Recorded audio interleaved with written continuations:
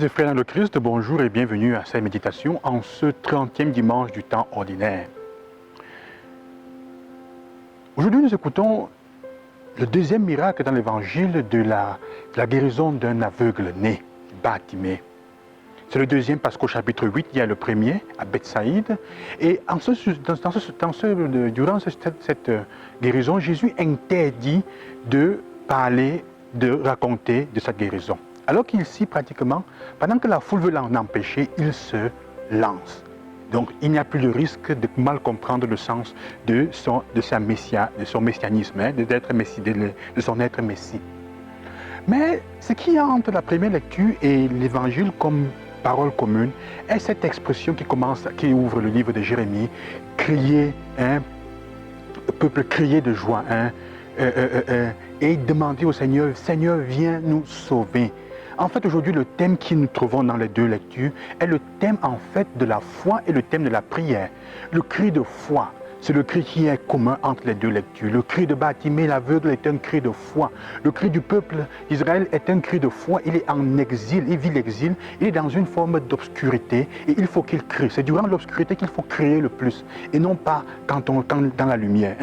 Alors, je voudrais surtout m'arrêter à la condition de Bartimée. Bartimée est cet homme qui est au bord de la route. C'est un aveugle qui n'attend presque plus rien, si on peut dire. Mais il est attentif, il a l'oreille tendue. Et quand il sent Jésus passer, il crie. Et qu'est-ce qu'il crie? Il dit au Seigneur, prends pitié de moi, fils de David. C'est une expression qu'on pense qu'il est en train de demander de pardonner ses péchés. Non, il est en train de dire en fait, aide-moi. C'est une expression que les lépreux utilisaient, que les gens qui avaient faim utilisaient, ceux qui mendiaient utilisaient. Prends pitié de moi, Seigneur. Kyrie eleison. Donc il dit, aide-moi, Seigneur. Et la foule, à ce moment, lui dit, tais-toi. La foule dit, tais-toi. Je voudrais m'arrêter à cette dimension de la foule. Dans la foule, parfois, nous sommes présents nous aussi. Parfois, nous sommes aveugles, parfois, nous sommes de la foule.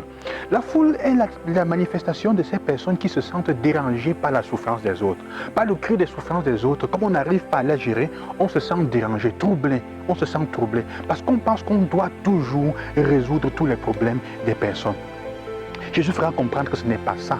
Elle lui dit, tais-toi, elle devient un obstacle. Parfois, nous sommes des obstacles.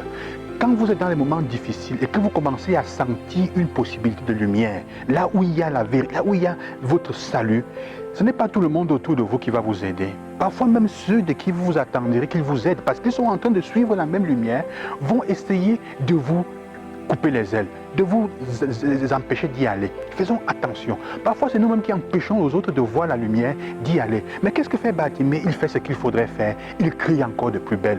Dans les moments d'obscurité de la foi, dans les moments difficiles où tu as vu la lumière, il faut crier davantage vers le Seigneur. C'est ça que la parole de Dieu nous dit. Et pour que la foule change d'attitude, il faut que la parole de Dieu se manifeste. Il faut que Jésus parle, qu'il dise « Amenez-le-moi, dis-lui de venir ». Il faut la parole de Dieu qui convertit la foule. Si nous n'écoutons pas la parole de Dieu, nous ne pouvons pas nous convertir pour aider les autres. Et qu'est-ce que la foule dit? Elle dit trois paroles qui sont très belles. Courage, lève-toi, il t'appelle. Lève-toi et il t'appelle. Ce sont des paroles, frères et sœurs, que nous sommes invités, durant notre cheminement de Jéricho, à dire aux autres sans honte et sans problème. Nous sommes invités à dire cela aux gens. Courage, lève-toi et il t'appelle. C'est ce que je te dis aujourd'hui, mon frère, ma soeur. N'aie pas peur. Tu es dans la difficulté, tu es dans la souffrance, tu es dans cette cécité, l'obscurité d'une cécité que tu ne connais pas, de laquelle tu ne sais pas comment t'en sortir. N'aie pas peur. Courage, lève-toi. Jésus t'appelle. Dieu a encore l'oreille pour toi, il a encore du temps pour toi. Et c'est le rôle de la foule, c'est notre rôle comme chrétien. Le premier rôle, c'est de redonner courage aux gens qui sont dans les difficultés. Que le Seigneur vous accompagne en cette semaine et en ce dimanche et qu'il vous aide à ne pas avoir peur de crier vers le Seigneur. Prends pitié de moi. C'est la plus belle prière, c'est la prière d'un mendiant. Le secret de la prière, c'est d'être mendiant, de se mettre devant Dieu comme un mendiant. Aide-moi, prends pitié de moi, Seigneur. Si tu ne te sens pas l'esprit de mendiant, tu ne peux pas faire une belle prière et elle ne peut pas être écoutée. Parce que c'est la prière de celui qui est prêt à recevoir tout ce qu'on peut lui donner. Et c'est pour ça que Bartimée jette son manteau. Même ce qui était sa sécurité, il jette parce que pour se présenter devant Dieu et recevoir ce qu'il faut comme il faut se dépouiller même de ce sur quoi on est attaché pour être devant lui comme on est dans la vérité de ce que nous sommes.